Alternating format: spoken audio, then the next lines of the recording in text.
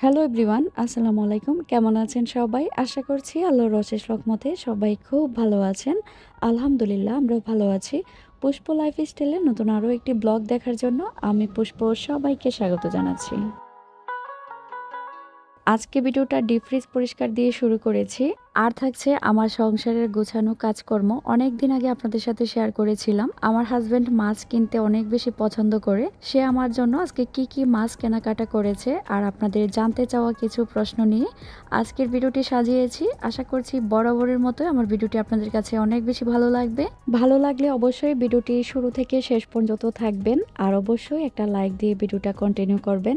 ঈদের আগে আমি ডিপ ফ্রিজ ক্লিন করিনি, কারণ আমি যেহেতু বক্সে করে মাছ মুরগি রাখি সেজন্য আর ওভাবে আমাকে ডিপ ক্লিন করার কোনো প্রয়োজন পড়েনি। আর কোরবানির মাংসগুলো আমি জিপার ব্যাগে রেখেছিলাম। মাংসগুলো যখন একটু শক্ত হয়ে এসেছে তখন আমি সবগুলোকে একটু নেড়ে চেড়ে দিয়েছি।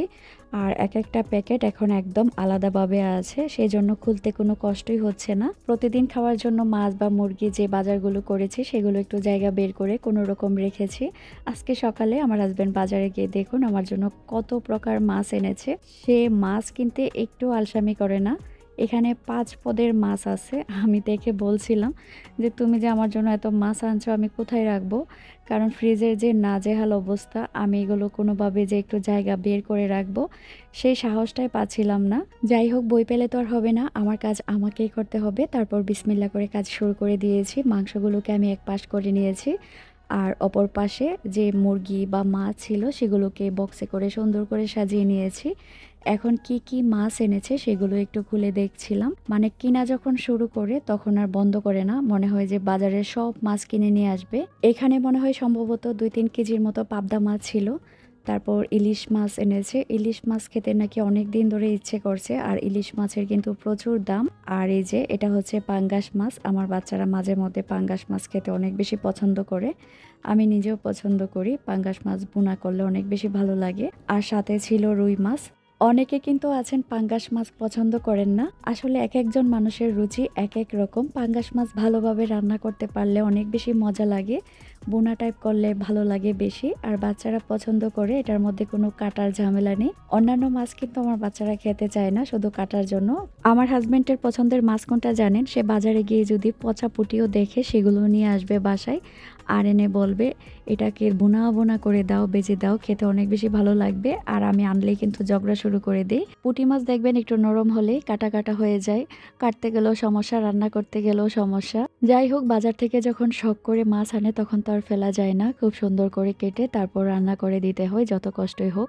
চলুন এখন আপনাদের আয়েশা মনি একটু কান্না করছে সেটাই শেয়ার করি। সে নাকি মাছের গন্ধে রুমে বসতে পারতেছে না। সে আধা ঘন্টা কান্নাকাটি করেছে। আমি ওকে কোনোভাবে বুঝ দিতে পারছিলাম না যে আমি এখনই সব কিছু গুছিয়ে ফেলতেছি। সে বারবার একই কথা, আমার মাছের গন্ধে বমি আসতেছে, তুমি এগুলো সরাও। আসলে আমি এগুলো কিচেনে নিয়ে বসিনি, ফ্রিজের সামনে নিয়ে বসেছিলাম। অনেকগুলো মাছ যেহেতু গুছাতে হবে। চিন্তা করেন ছোট একটা বাচ্চা, সেও মাছের গন্ধ সহ্য করতে পারছে না আর কান্নাকাটি করছে। আমরা ছোটবেলা এই সময়টা মাছের সাথে কাটিয়েছি। মাছ ধরা যে আসলে কত আনন্দের একটা ব্যাপার। অনেক মাছ ধরেছি ছোটবেলায়। ওরা এই সুখটা ও ভালো লাগাটা কোনোদিন আন্দাজও করতে পারবে না। আমি ওকে রাগানোর জন্য আবার বলছিলাম যে এখন তুমি মাছের গন্ধে কান্না করতেছো, তুমি যখন বড় হয়ে যাবে তোমাকে বিয়ে দিলে মাছ কাটতে হবে, রান্না করতে হবে। সে কিন্তু আরো বেশি করে কান্না করতেছিল আমার এই কথা শুনে।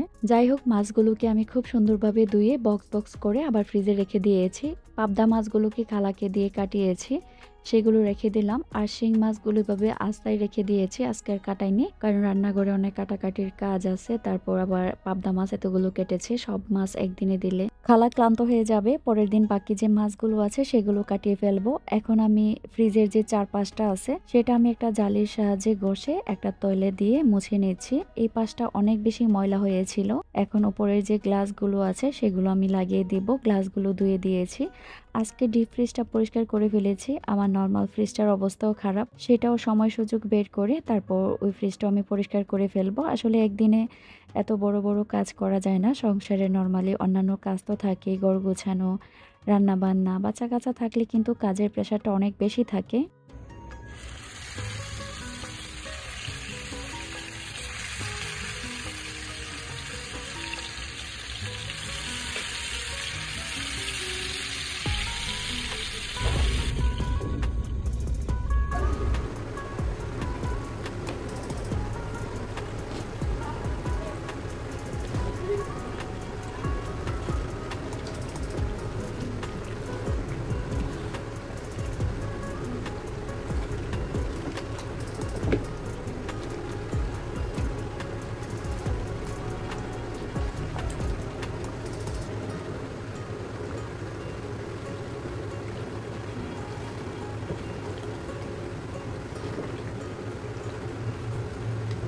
আজকের ভিডিওর অরিজিনাল সাউন্ডটা একটু রেখেছি। এরকম সাউন্ড মাঝে মধ্যে রাখলে অনেক বেশি ভালো লাগে। যারা সাইলেন্ট ব্লগ করে আর অরিজিনাল সাউন্ডগুলো রাখে সেগুলো শুনতে তো অনেক অনেক ভালো লাগে। যাই হোক, আজকে দুপুরের মেনুতে ছিল হাঁসের মাংস আর ইলিশ মাছ ফ্রাই, আর সাথে কিন্তু পেঁপে ভাজি করেছিলাম। হাঁসের মাংস খেতে যেমন মজা, পরিষ্কার করতে গেলে তেমনই সাজা। যদিও আমি পরিষ্কার করিনি, খালাকে দিয়ে পরিষ্কার করিয়েছি।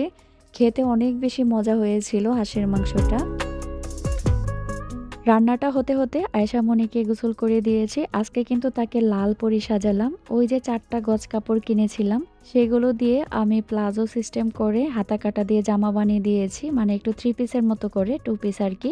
আর এটা দিয়ে ওকে জামা বানিয়ে দিয়েছি। মাশাল্লাহ, সে কিন্তু পরে বারবার বলছিল আমাকে লাল পরীর মতো লাগতেছে। এই কাপড়গুলো এত বেশি সফট, এটা শরীরে আছে না না আছে বোঝাই যায় না। আমি কিন্তু আয়েশা মনির সাথে সেম জামাই বানিয়েছি। এখন থেকে চিন্তা ভাবনা করছি যে রেডিমেড ড্রেস না কিনে এরকম গজ কাপড় কিনে তারপর জামা বানিয়ে দেব। গরমের জন্য অনেক বেশি আরামদায়ক হবে। আর হ্যাঁ, আপনারা কিন্তু আয়েশা মনিকে দেখে মাশাল্লাহ বলতে ভুলবেন না। জানি সবাই অনেক অনেক দোয়া করেন আয়েশা মনির জন্য। যারা আমার সন্তানদের ভালোবাসা দেয় তারা কিন্তু আমার কাছে সব সময় স্পেশাল। আপনাদের প্রতি অনেক অনেক কৃতজ্ঞ আর ভালোবাসা জানাচ্ছি। ভিডিওর এই মুহূর্তে এসে কিন্তু পুরনো কথাটা আরো একবার স্মরণ করে দিচ্ছি। যারা এই মুহূর্তে ভিডিওটিতে ক্লিক করেছেন বা কন্টিনিউ করছেন, একটা লাইক দিতে ভুলে গিয়েছেন। প্লিজ একটা লাইক দিয়ে ভিডিওটি কন্টিনিউ করবেন। আর ভিডিওটি দেখতে দেখতে যদি ভিডিওর কোনো অংশ একটু হলেও ভালো লেগে যায় তাহলে অবশ্যই আমার চ্যানেলটি সাবস্ক্রাইব করে পাশে থাকা বেল আইকনটি ক্লিক করে দিবেন, যাতে করে আমি কোনো নতুন ভিডিও আপলোড করলে সাথে সাথে আপনাদের কাছে নোটিফিকেশন চলে যায় আর আপনি আপনার সময় সুযোগ করে আমার ভিডিওটা দেখে নিতে পারেন। আজকে কিন্তু আপনাদের সাথে 2 দিনের ব্লগ শেয়ার করছি। এই যে মাছ গোছানো, রান্না বান্না, এগুলো ছিল আগের দিনের কাজকর্ম। আর আজকের যে বিছানা গোছানো থেকে শুরু করলাম, এটা হচ্ছে পরের দিনের কাজকর্ম। আমি প্রতিটা রুমের বিছানার চাদর তুলে তারপর এখন আমি নতুন বিছানার চাদর বিছিয়ে দিয়েছি, মানে পরিষ্কার বিছানার চাদর বিছিয়ে দিয়েছি। আর এই কাজগুলো করতেছি। আমার বাসায় মেহমান আসবে। মেহমান বাসায় আসার আগে যে জিনিসটা আমার মাথায় কাজ করে সেটা হচ্ছে বাসাটাকে একদম সুন্দর করে পরিপাটি করে গুছানো। যদিও বাসা সব সময় গুছিয়ে রাখি, তারপরও বিছানার চাদরগুলো যখন তুলে একটা পরিষ্কার বিছানার চাদর বা নতুন একটা বিছানার চাদর বিছানো যায় তখন কিন্তু রুমগুলো দেখতে অনেক বেশি সুন্দর লাগে। আজকে সব সাদা কালার দিয়ে রুমগুলো সাজাচ্ছি। সাদা কালার দিয়ে রুম সাজালে, মানে সাদা বিছানার চাদর বিছালে অনেক বেশি ভালো লাগে। বাচ্চা কাচ্চা থাকলে নষ্ট হয়ে যায়, এটাই সমস্যা। কিন্তু সাদা কিন্তু রুমকে অনেক বেশি ফুটিয়ে তোলে। এখন একজন আপুর সুন্দর একটা কমেন্ট পড়বো। আপু অনেক বড় একটা কমেন্ট লিখেছেন আমাকে। আপু লিখেছেন, আপু সত্যি বলতে আমি কখনো কারোর ভিডিওতে লাইক কমেন্ট করি না, কিন্তু আপনার ভিডিওগুলো হঠাৎ আমার সামনে আসে, আমি দেখতে থাকি আর ভালো লাগা কাজ করে। আলহামদুলিল্লাহ, লাইক কমেন্টটা সাবস্ক্রাইব করি, এমনকি কিছু প্রশ্ন করি, আপনি আমাকে উত্তরও দিয়েছেন, তার জন্য জাজাকাল্লাহ। আমি একজন মেয়ে, নাম রেজওয়ানা, সৌদি আরবে থাকি, স্বামী আর 2টা ছেলে বাবুর সাথে। আমরা দেশে এসেছি কিছুদিন আগে। মোট কথা হচ্ছে উনি একটা বাসা চাচ্ছেন, ভালো একটা পরিবেশ দেখে। উত্তরাতে কোন দিকে, বাসা কেমন হবে, ভাড়া সহ বা একটা খোলামেলা পরিবেশ চাচ্ছেন। আপু আপনি যদি সেক্টরের ভিতরে থাকতে চান তাহলে অনেক ভালো ভালো সেক্টর আছে, যেমন 7, 11, 13 অনেক সেক্টর আছে, ভালো ভালো পরিবেশ। কিন্তু এটা আপনার উপরে ডিপেন্ড করে আপনি কোন ধরনের পরিবেশে থাকতে চান। দেখা যায় যে অনেক বাসা আছে 3 রুম, ডাইনিং, ড্রয়িং, বাথরুম থাকে, 40 সার্ভিস চার্জ সহ 40-এর মধ্যে পেয়ে যাবেন। আবার অনেক লাক্সারি বাসা আছে, সার্ভিস চার্জ সহ 80-90 মতো পড়ে যায়। এরকম বাসা ভাড়া যদি না হয়, আপনি যদি মনে করেন 15 থেকে 20-এর মধ্যে আমার বাজেট, তাহলে সেক্টরের বাইরে বাসা নিতে হবে এরকম বাজেটের হলে। আর সেক্টরের ভিতরে যে যে সুবিধাগুলো পান সেই সুবিধাগুলো কিন্তু সেক্টরের বাইরে থাকলে পাবেন না। মানে সেক্টরের ভিতরের পরিবেশ একরকম আর বাইরের পরিবেশ কিন্তু একটু অন্যরকম। আশা করি আপু আমি আপনাকে বোঝাতে পেরেছি। আর যদি আপনি না বুঝেন তাহলে আমার কোনো ভিডিওতে হয়তো আমার পেজ লিংক দেওয়া আছে, সেখানে আপনি আমাকে নক করবেন, ইনশাল্লাহ আমি আপনাকে রিপ্লাই দেওয়ার চেষ্টা করব। সেক্টরের ভিতরের বাসাগুলোর প্রাইস তুলনামূলকভাবে একটু বেশি, কারণ এখানে যেহেতু স্কুল কলেজ পাশে, সুযোগ সুবিধাও বেশি, সেই জন্য দামটাও একটু বেশি হয়। আমি কিন্তু আমার এই বাসাটা ছেড়ে সেক্টরের ভিতরে যাওয়ার চিন্তা ভাবনাই করতেছি বাচ্চাদের পড়াশোনার জন্য। জানি না আল্লাহ আমার কপালে কি রেখেছে। কাজ করতে করতে আমি আমার আরেকজন সাধারণ দর্শকের কমেন্ট পড়ব। আপুর আইডির নাম হচ্ছে সুমি আক্তার। আপু আমাকে লিখেছেন, আপু আমার মনটা অনেক খারাপ, আমার কাকা অনেক অসুস্থ, ঢাকা যেতে পারিনি, মেয়ের পরীক্ষা, রিপোর্টে আজ শুনলাম কাকার ক্যান্সার ধরা পড়েছে। আপু সত্যি তোমার কমেন্টটা পেয়ে অনেক বেশি খারাপ লেগেছে। কাকার জন্য অনেক অনেক দোয়া রইল। আল্লাহ কাকাকে সুস্থতা দান করুক। সবাই ওনার চাচার জন্য অবশ্যই দোয়া করবেন। আসলে আমাদের হাতে কিছুই করার থাকে না, আল্লাহই সব কিছু নির্ধারণকারী। আল্লাহ কখন কাকে কি অবস্থায় রাখবেন আল্লাহই ভালো জানে। তারপরও না মাঝে মধ্যে এরকম হুটখাট অসুস্থতার কথাগুলো শুনলে অনেক অনেক অনেক বেশি খারাপ লাগে। আর নিজের মানুষ যদি অসুস্থ হয় তখন তো আরো বেশি খারাপ লাগে। একজন আপু আমাকে কমেন্ট করেছিলেন ডাইনিং টেবিলে আমি কিভাবে টাইলস লাগিয়েছি দেয়ালে সেটা দেখানোর জন্য। আপু তোমার জন্য দেখিয়ে দিয়েছি। ডাইনিং রুমে কিন্তু 4-5টাতে আমি টাইলস লাগিয়েছি।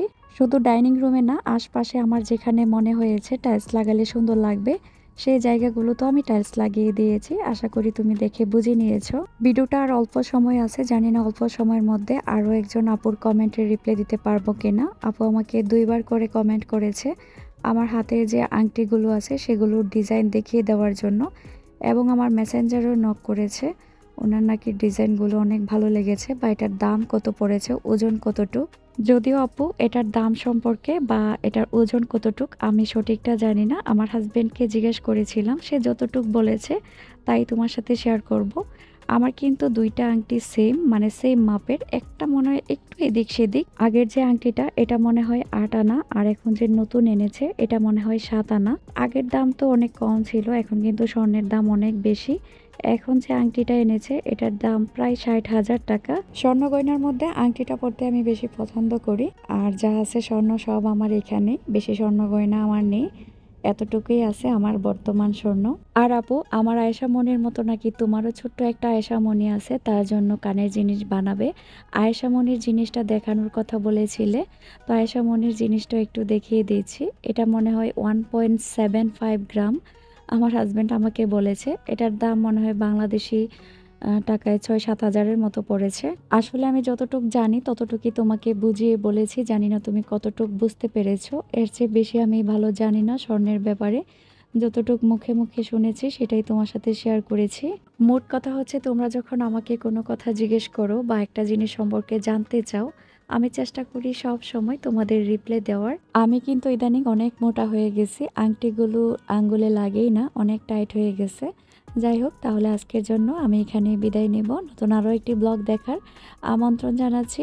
আপনারা সবাই ভালো থাকবেন, আমিও আমার পরিবারের জন্য সবাই দোয়া করবেন। আল্লাহ হাফিজ, আসসালামু আলাইকুম।